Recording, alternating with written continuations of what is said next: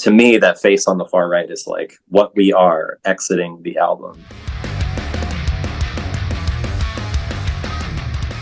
I think that, this sort of idea of, because I kind of didn't really, I guess, understand how much of this mystery kind of has been abound in this album. But the more that I talk to you guys, the more I kind of like really get it. And I think that the artwork as well kind of is neither sort of grotesque or sort of any kind of form. It's just sort of lots of different things all put together. How did you guys come up with that? Well, the short answer is we didn't. Very, and this is again like this is very strange stuff we're about to talk about. Again, back to the strange magic world of Horrendous. It's pretty rare. I mean, the artists we've been working with the past 4 records, everything except the Chills, we don't really give him input, honestly. Like, we'll tell him colors sometimes, or like feelings, or we'll send lyrics and things like that. But he's someone, he really just doesn't like having a lot of direction. Not because he's like an egomaniac or something, but more I think he just has a hard time like reproducing people's images and reproducing like what their vision is, and he's not really happy with it, which is part of why I think he doesn't really work with anybody else. It's really just us. I think this cover does represent so much of what's on the record, not just what you were just saying now, kind of this like formlessness, but also to me representation of like transformation and change. And even if you're looking at the history of our own band, it's like the left side of the cover is a more like traditional looking skull or something that would be on a death metal record, and it's being like morphed and changed into this being on the far right that's like really unique, really different, really strange.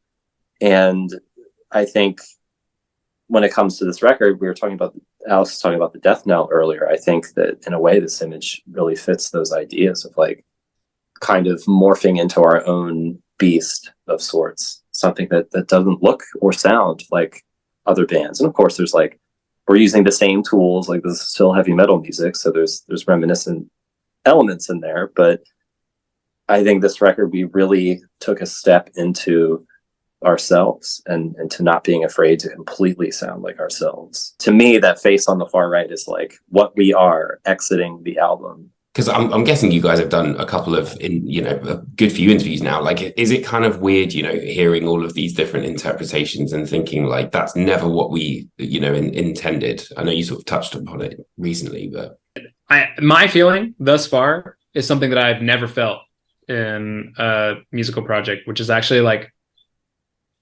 I've been like incredibly pleased by what everyone has had to say, like in terms of being like. Like when it comes to like a poetic interpretation of things, you're always sort of like throwing a dart at like a fairly like broad target, right? But for me personally, a lot of the things that I've heard have been like, you're really in the realm of like where, you're in like your thoughts are like kin with ours, is like a reaction that they keep having, of being like, even just initial reaction. Yeah, I was going to say, I think I actually would kind of be willing to say that a lot of people aren't really telling us what they think about it. And I think part of the reason for that is that they can't, and they don't know what to say, but not in the sense of like they're confused or something. To me, I just think it means that like we've really started stumping people with like their what they would normally say about a metal record that comes out. Like, oh, it sounds like this, and this for fans of blah, blah, blah. And I think the people who have dared to say something, I think because they're forced to say something new, it has really resonated with us, because I think a lot of the old taglines and like things that journalists would fall back on like don't really work for this anymore. Yeah, it's almost like we've kind of said this, but having these discussions, it's almost like we're learning new things about the record. That we like. Yeah, right. So it's really like fun. It's cool though. I think there is this sort of, I don't know if meditative is the right word, but it's kind of, you sort of, every time I listen to it, because I've listened to it like heaps, and it just just takes you off into this weird dimension where, like, you know, where you would expect to see that weird formless kind of face, like, you know, you'd be terrified of it, but you'd expect to see it, kind of thing.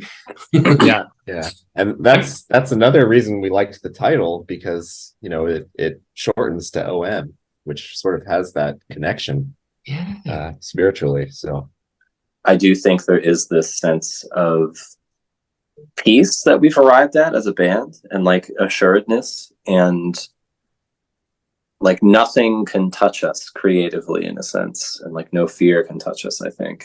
And I've been saying this a million times in every interview, whereas I feel like the last record was like this horrible, arduous climb up a mountain of like figuring out what the hell we're doing. I feel like this record was like the first step at the top, and like taking a deep breath and be like, oh, okay, everything below us that we can see is like ideas that we could use, and ideas we've traveled through. What would you say is the constant in a band that's continuously evolving then?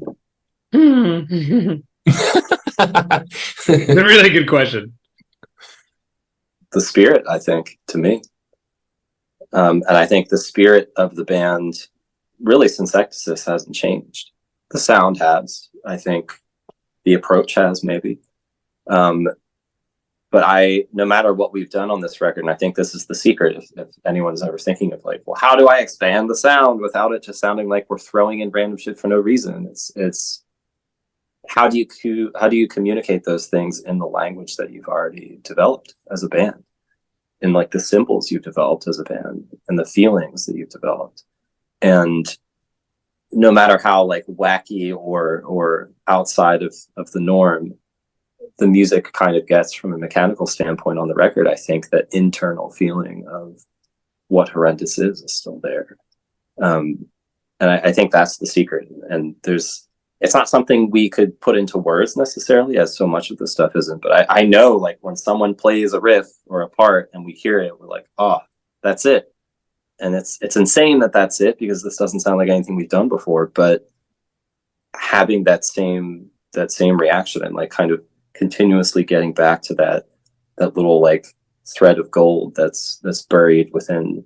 Have, like, you know, it's sort of like, I don't know, trying to get close to some kind of like internal furnace that's like behind all of these things. Like, it's fucking 8,000 metal bands out there that have done 8,000 incredible things. Like, why are us four like monkeys still deciding to do this? And it's like, there's something that needs to be reached for. I think all of us just are down to reach for it, and that's the constant. It's just like trying to get there, trying to comprehend the mystery.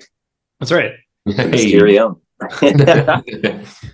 Amazing. Well, yeah, thank you so much for appearing on the channel. I really appreciate all the time that you guys have put aside to have a chat and everything. It's, you know, it's been amazing to chat to you, and Ontological Mysterium is fantastic. Thanks so much. I'm excited we got to talk, because I really also enjoyed I know when Idol came out, you were a big proponent. I noticed your channel and like really liked everything you had to say about it. So it's cool that we're getting to meet and chat now. Oh, sweet.